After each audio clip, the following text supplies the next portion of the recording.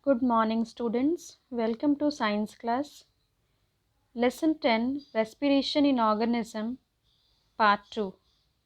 Part 1 we have already done, and I hope you have watched that video very carefully and understood the concept of what is breathing, breathing rate, and also the mechanism of breathing.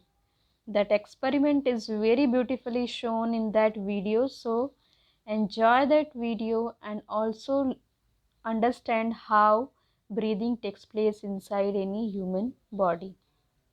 That every sentence of that video is important. What changes takes place in the rib cavity, chest cavity, then what changes take place in diaphragm, how the air reaches to the all cells of our body. Everything is very important. So learn from there and enjoy the video. Sorry. Now moving further with the respiration in organism. Respiration in human body we have completed. Now moving on to the other types of living organism, like breathing in other animals like cockroach. Cockroach breathes through small openings in their body called spiracles. This word is very important. This you have to learn along with the spelling. Spiracles. So cockroach breathe through the small opening in their body called spiracles. The spiracles are connected to air tubes called trachea. Spiracles are further connected with trachea. You can see here in this diagram, here the spiracles are there and it is further connected with the tracheal trunk, or we can say trachea. Okay. Oxygen rich air enters through the spiracles and passes through the trachea to all cells in the body. Like this is the center most body. So this centermost part is called this small structure which you can see here, these are spiracles. From here it enters inside the cockroach body, and then these cells are tracheal cells. So from spiracles it moves to trachea, and then it helps the cockroach to give oxygen to all the cells of that body. So oxygen rich air enters through the spiracles and passes through the trachea to all cells in the body. Similarly, carbon dioxide from the cells passes through the trachea and spiracles out of the body. Keep in mind, reverse process, opposite process occurs every time. Like in human body, air enters through nostrils and reaches to lungs, and then opposite of inhalation is exhalation. So exhalation starts from lungs and then from nostrils is it's moved out. So this we can say opposite uh, organs are involved in both the opposite processes, inhalation and exhalation. So this diagram is also given into your textbook. This you can clearly see into your textbook, and also learn these different parts and practice the diagram, because it can come into your exam. Okay. Next is earthworm. It is also one kind of living organism. Earthworm is also known as friend of farmers.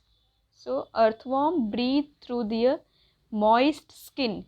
If you have seen, it is light pinkish color living organism, and it has moist skin. That moist skin helps it to breathe. The moist skin helps in the exchange of gases. This moist skin helps in the exchange of gases, means with their skin only it takes inside oxygen and releases carbon dioxide out. Okay. Next type is fishes. fishes lives in water. So how they are getting oxygen in water? If you remember, water is having oxygen. If you remember its chemical formula, it is H2O. It is H2O. So here this O means oxygen. So oxygen is there in the water. It is dissolved in water. So that dissolved oxygen is taken up by the fish. So fishes breathe through their gills. Gills are present. You can see the gills here. So they breathe through their gills. The gills have blood vessels which help in exchange of gases. These gills have blood vessels. As you can see, these are colored in red. That means it is having blood inside it. So it is a blood vessel. So that blood vessel help in the exchange of gases. Okay, so this is also important part for your diagram. Next type is, do you think plants also respire like other organisms? Yes, of course, because we know that plants are also living organism, and if it is living, it should respire. It has to respire to survive, isn't it?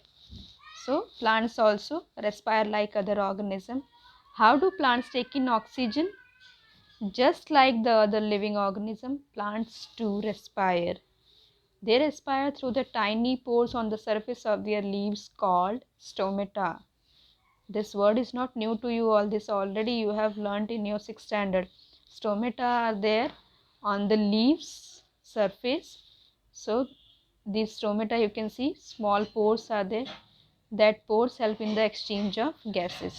Oxygen enters the plant while carbon dioxide leaves the plant through these pores. So don't be confused.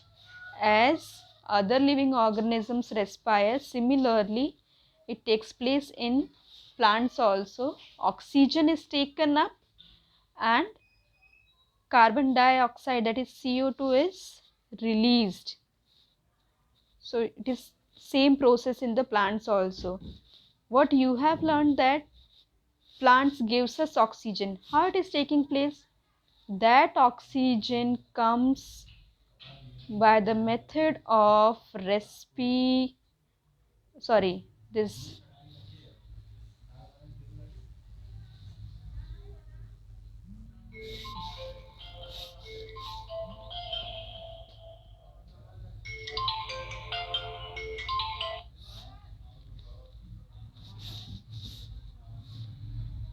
it takes place by the process of photosynthesis.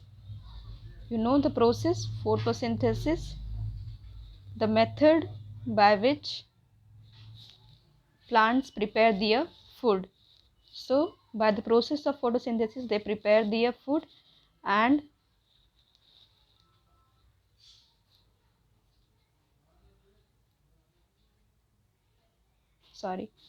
releases oxygen. But in respiration, same process occurs. As we take oxygen, release carbon dioxide, similarly they also take oxygen and release carbon dioxide. The roots of plants also respire. They do so by taking in oxygen from the air spaces present in soil by the process of diffusion. Oxygen is taken in and carbon dioxide moves out with the help of diffusion only. The process is known as diffusion.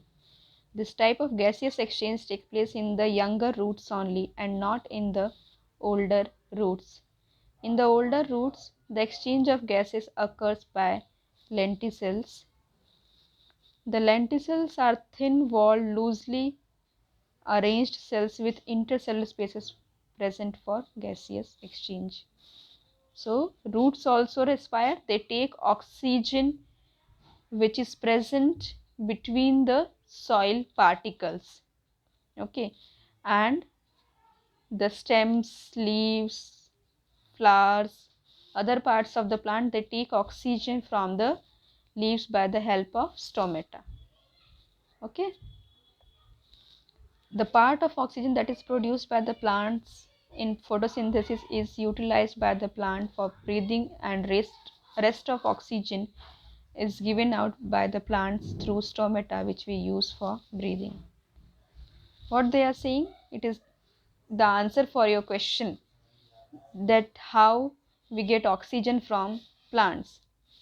The part of oxygen that is produced by the plant in photosynthesis is utilized by the plant for breathing.